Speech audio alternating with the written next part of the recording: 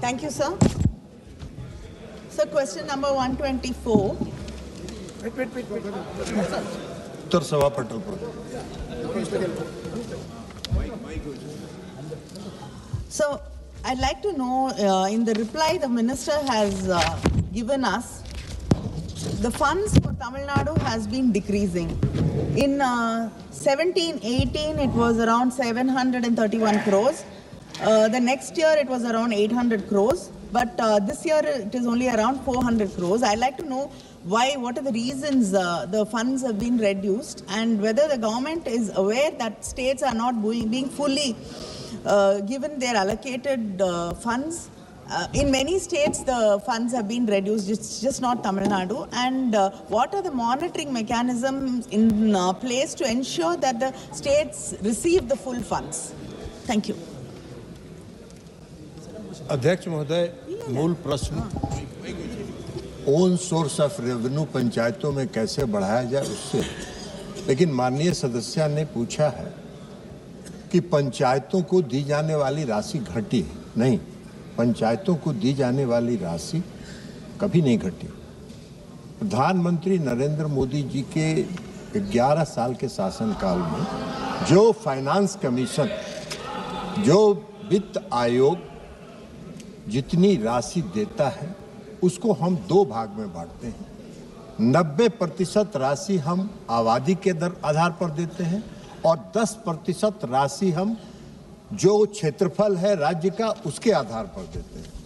अध्यक्ष महोदय, माननीय सदस्य ने कहा, हम आपको ये बताना चाहते हैं कि जो 13वें वित्त आयोग के अनुशंसा पर जो 13वें वित्त आयोग का साइकिल था 2010 से 2015, उसमें 176 रुपया प्रति व्यक्ति प्रति वर्ष के दर से दिया जाता था और 11 साल के शासनकाल में, 10 साल के शासनकाल में, 15वें वित्त आयोग में मोदी जी के शासनकाल में 674 रुपया प्रति व्यक्ति प्रति वर्ष दिया गया। यह 4 गुना की बढ़ोतरी है।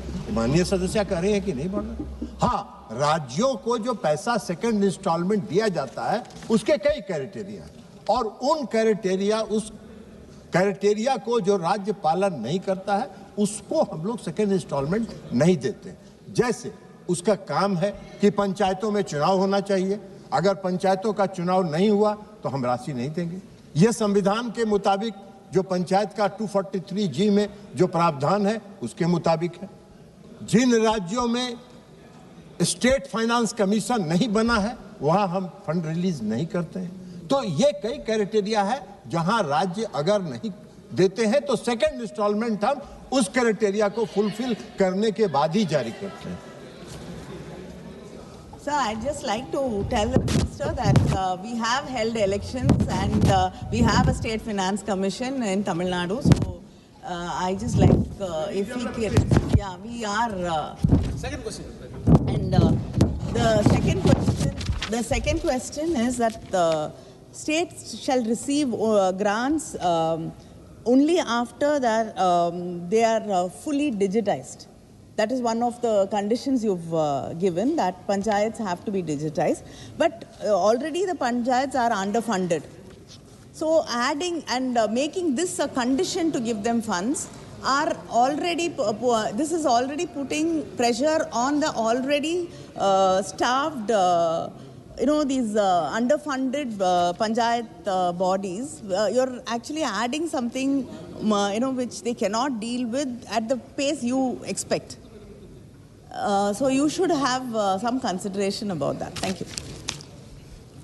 अध्यक्ष महोदय, माननीय प्रधानमंत्री जी का यह परिकल्पना है कि हमारा पंचायत जब तक आत्मनिर्भर नहीं बनेगा, हमारा पंचायत जब तक स्वावलंबी नहीं बनेगा, तब तक हम आत्मनिर्भर भारत और विकसित भारत की कल्पना नहीं कर सकते। इसलिए पंचायतों को सुदृढ़ करने के लिए कई योजनाएं उन्होंने चलाई। उसमें एक योजना पारदर्शिता भी। पारदर्शिता पंचायतों को बरतनी होगी।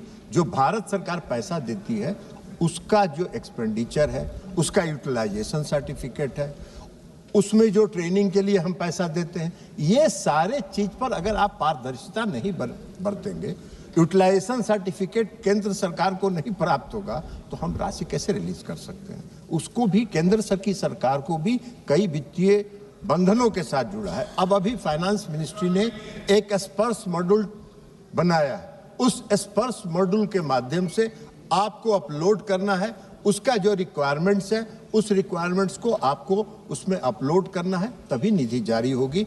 हम उम्मीद करते हैं, जैसे माननीय सदस्य ने तमिलनाडु की बात, हम इनको बताना चाहते हैं कि आपके राज्य से यूटिलाइजेशन सर्टिफिकेट इस जुलाई महीने में आया है। अब जुलाई महीने में आया है तो हम उसको एग्जामिन करेंगे। शशि